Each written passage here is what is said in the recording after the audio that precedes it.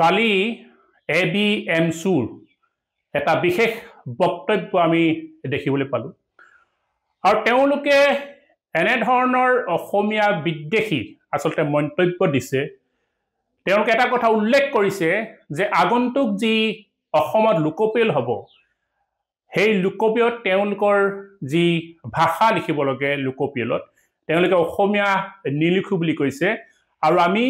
বাংলা ভাষা লিখিম বুলি তেওঁলোকে উচ্চ স্তৰে ঘোষণা কৰিছে। আৰু এটা কথা কৈছে যে এই বাংলা ভাষা যি লিখিম এই লিখাৰ পাছত আমি অসমতে অসমীয়াক সংখ্যালঘুত পৰিণত কৰিম। গতিকে আমি ভাবো যে এই যিটো মন্তব্য এই মন্তব্যটো সম্পূৰ্ণ অসম বিৰোধী আচলতে মন্তব্য। ABMSUৰ দৰে এনেধৰণৰ যিসকল ব্যক্তি যিসকলে আচলতে অসমতে জন্ম হয় কোনো দিনেই নিজকে অসমীয়া বুলি ভাবি নাপালে বা অসমত থাকি তেওঁলোকে অসমীয়া ভাষাটোৰ গুৰুত্ব বুজি নাপালে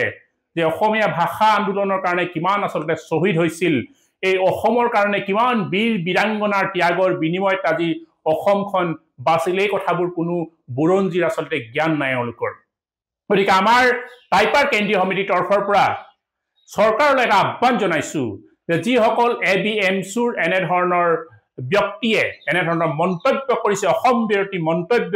তেওঁলোকক অতি শীঘ্ৰে গ্ৰেপ্তাৰ কৰিব লাগে, জেললৈ প্ৰেৰণ কৰিব লাগে আৰু লগতে যিসকল ব্যক্তি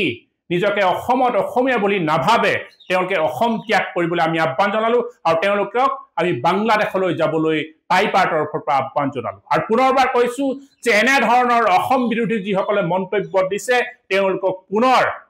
আমি হকিয়াই দিছো টাইপাৰ কেন্দ্ৰীয় সমিতিৰ পৰা আৰু চৰকাৰক আহ্বান জনাইছো অতি শীঘ্ৰে তেওঁলোকক কালি ABMSUৰ এটা বিশেষ বক্তব্য আমি দেখিবলৈ পালোঁ আৰু তেওঁলোকে এনেধৰণৰ অসমীয়া বিদ্বেষী আচলতে মন্তব্য দিছে। তেওঁলোকে এটা কথা উল্লেখ কৰিছে যে আগন্তুক যি অসমত লোকপিয়ল হ'ব সেই লোকপিয়লত তেওঁলোকৰ যি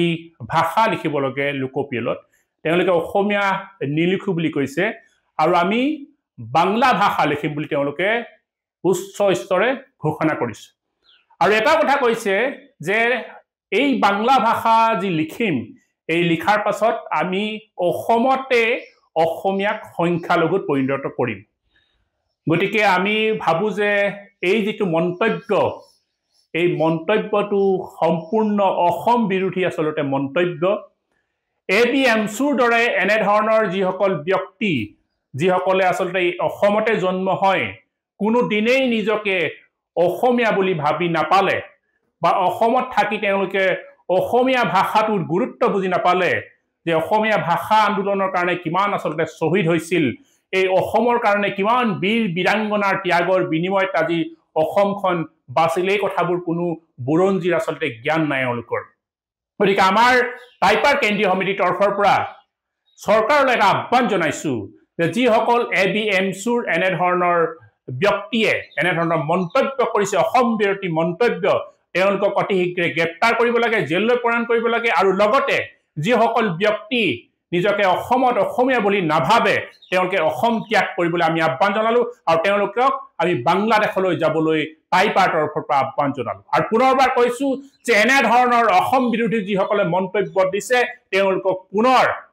আমি হকিয়াই দিছো টাইপাৰ কেন্দ্ৰীয় সমিতিৰ পৰা আৰু চৰকাৰক আহ্বান জনাইছো অতি শীঘ্ৰে তেওঁলোকক গ্ৰেপ্তাৰ কৰি জেললৈ প্ৰেৰণ কৰে।